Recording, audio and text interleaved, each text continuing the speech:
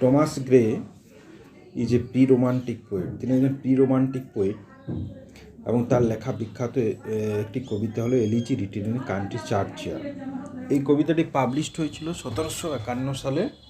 যদিও তিনি এটা লেখা শুরু করেছিলেন 1742 সালে, কিন্তু এটা তিনি শেষ করেছিলেন ইন 1750 অলমোস্ট, এবং 1751 সালে এটা পাবলিশড হয়। ইমিডিয়েট ইন্সপিরেশন যদি ধরা হয় তাহলে তার একজন বন্ধু রিচার্ড ওয়েস্ট, তার মৃত্যু হয় 1742-এ।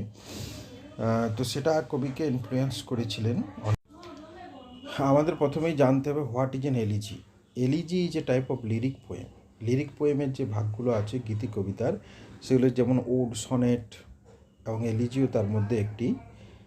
তো এগুলো হচ্ছে expression of personal feelings, poets personal feelings, কবির যে ব্যক্তিগত অনুভূতি তার প্রকাশ।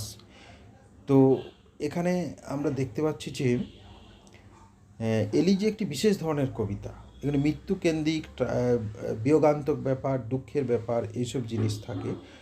তো এক কথায় যদি বলা হয় যে elegy is a poem expresses the poet's feelings or sorrows or lamentation over the death of some person or some persons. Elegy কোনো একজন ব্যক্তির মৃত্যুকে নিয়ে লেখা হতে পারে অথবা একাধিক ব্যক্তির মৃত্যুকে নিয়ে লেখা হতে পারে। তো বিখ্যাত যেমন অ্যাডোনিস, ইন মেমোরিয়াম, এগুলো হচ্ছে লিসিডাস, এগুলো বিখ্যাত এলিজি ইংরেজি সাহিত্যের। তো এটা টমাস গ্রের এলিজি রিটেন ইন কান্ট্রি চার্চিয়ারও খুব বিখ্যাত, এবং তিনি এটি লিখেছিলেন স্টোক পোজেস বলে একটি গ্রাম আছে, সেখানে সেন্ট গাইলস প্যারিশ চার্চ, সেই এটা হচ্ছে সেটিং বা প্লেস যেটাকে উপলক্ষ করে লেখা।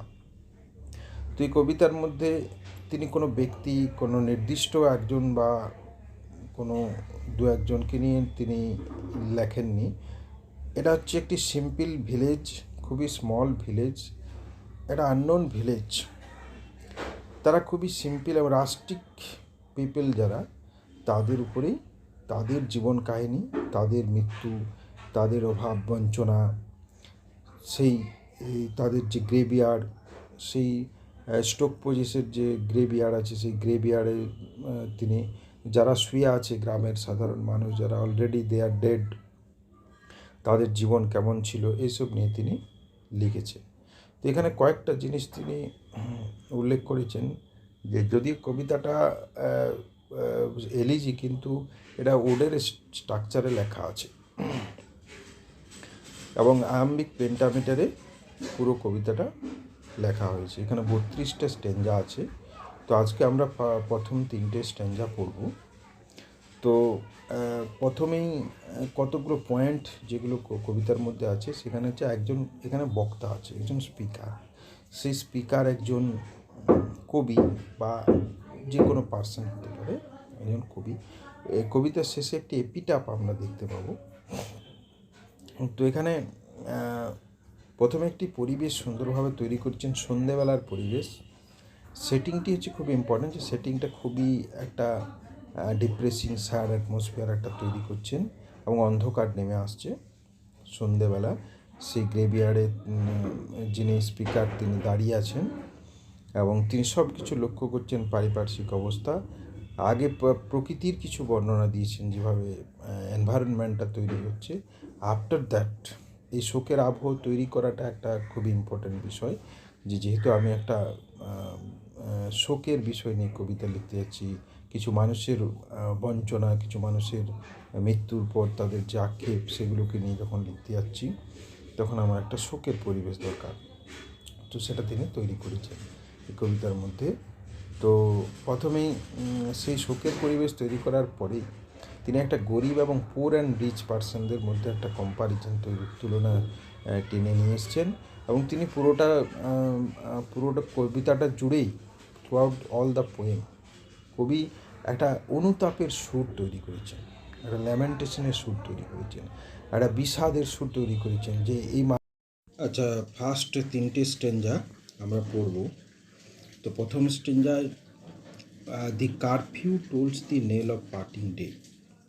এখানে কারফিউ এখন যেমন আমরা যে সেন্সে একটা স্ট্রিক্ট রেগুলেশন এই সেন্সে আমরা ইউজ করি, তো সে সময় কারফিউ জেনারেলি এই সেন্সটাকে মেন করতো যে কারফিউ মানে সন্ধে নেমে যেত, আর কেউ বাইরে বেরোবে না, বাড়িতে থাকবে। The curfew tolls the knell of parting day. তো tolls means rings, knell means bell, and parting day it means departing, the day is departing, দিনটা চলে যাচ্ছে সেটাকে ইন্ডিকেট করছে। সবাই বাড়ি ফিরে আসছে। এবার যখন সন্ধে নামে বা দিনটা শেষ হয়ে যায়, তো তখন the lowing herd wind slowly over the Li.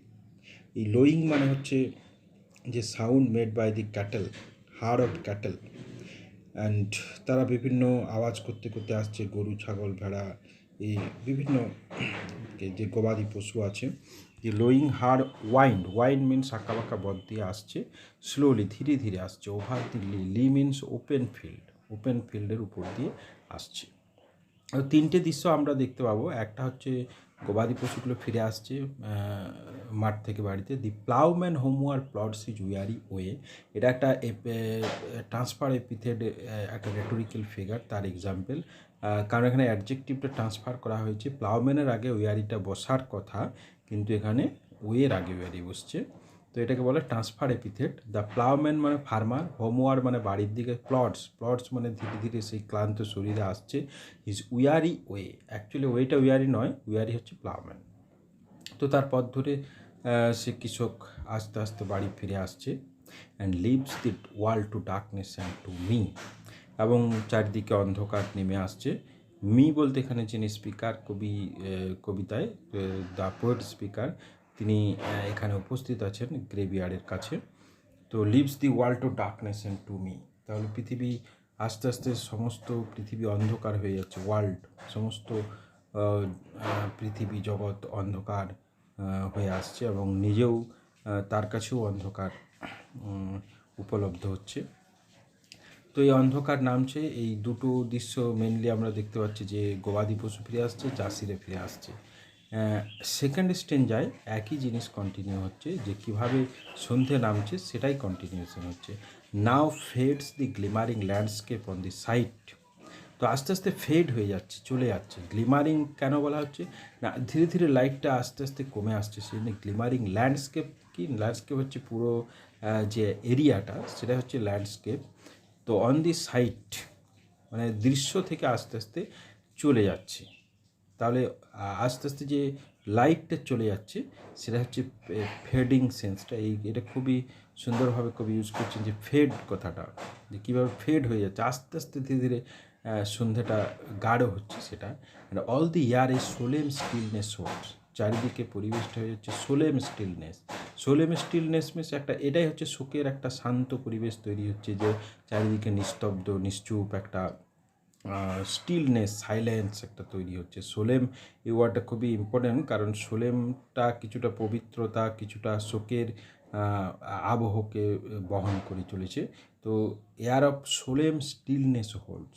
Save মানে হচ্ছে accept, save where the beetle wheels, beetle মানে হচ্ছে ওয়ান টাইপ অফ ইনসেক্ট, তারা কী করছে, wheels, wheels means turns his droning flight. Droning is the sound made by their flight, তারা ঘুরছে in a circular manner, beetle বা ইনসেক্টগুলো ঘুরছে, তো তাদের যে সাউন্ডটা সেটা হচ্ছে droning sound, that is heard at that time. And drowsy টিঙ্কলিংস Lal the distant folds, আরেকটি সাউন্ড ড্রাউজি টিঙ্কলিংস হচ্ছে one type of sound made from the, actually ঘন্টার যে বাঁধা থাকে, শিপ মানে হচ্ছে ভেড়ার গলায় যে ঘন্টা বাঁধা থাকে, সেই ঘন্টা বাঁধার তারা হচ্ছে খুবই sleepy, drowsy in the distant fold মানে কি, ফোল্ড হচ্ছে ভেড়া যে শিপ যেখানে থাকে সেটা হচ্ছে ফোল্ড। তো এখানে একটা ওই সিনেকডোক ইউজ করা হয়েছে, ফোল্ডস মানে হচ্ছে ভেড়াদের বদলে ফোল্ডসটা ইউজ করা হয়েছে। শিপরা তারা কী করছে, lull the distant folds, lull means it is making to sleep, তাদেরকে it is trying to make them slip.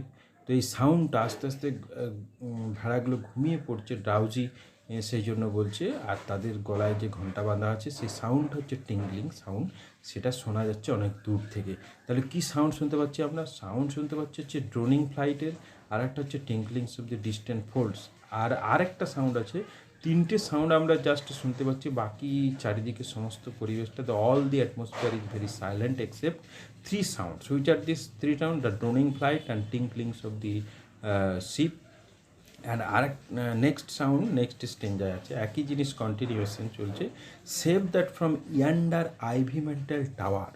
এই যে সেভ, সেভ মিনস এটা কন্টিনিউশন, এক্সেপ্ট দিস সাউন্ড, এই সাউন্ডটি ছাড়া বাকি পরিবেশটা খুবই all the atmosphere is silent. তো save means except that from ইয়ন্ডার, একটু দূরেই আইভি মেন্টাল টাওয়ার, মানে আইভি লতা হয় এক ধরনের আইভি, সেই একটা টাওয়ারের উপরে পুরো আইভি ক্রিপার্স, সেই ক্রিপার্সগুলো ফুল অফ আইভি ক্রিপার্স যে টাওয়ার, সেখানে the moping owl does to the moon complain.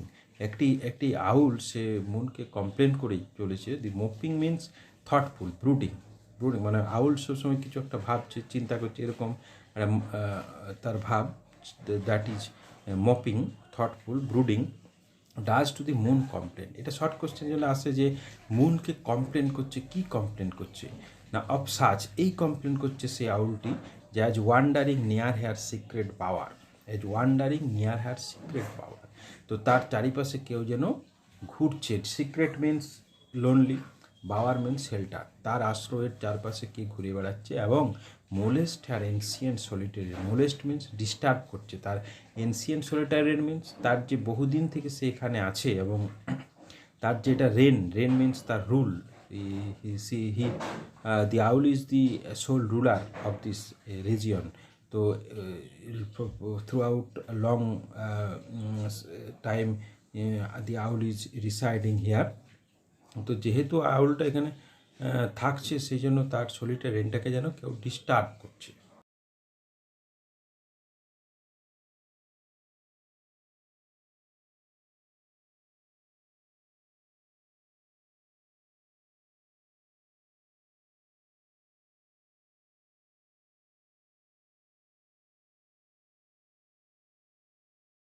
সুতরাং এখানে আমরা দেখলাম যে তিনটে সাউন্ড, আউলের sound, droning flight, beetle wheels, বিটেলদের যে ড্রোনিং তার সাউন্ড, এবং ভেড়াদের যে টিংক্লিং সাউন্ড, সেই টিংক্লিং সাউন্ড, তিনটে সাউন্ড ছাড়া বা বাকি পরিবেশটা টোটালটাই হচ্ছে ভেরি মাচ সাইলেন্ট।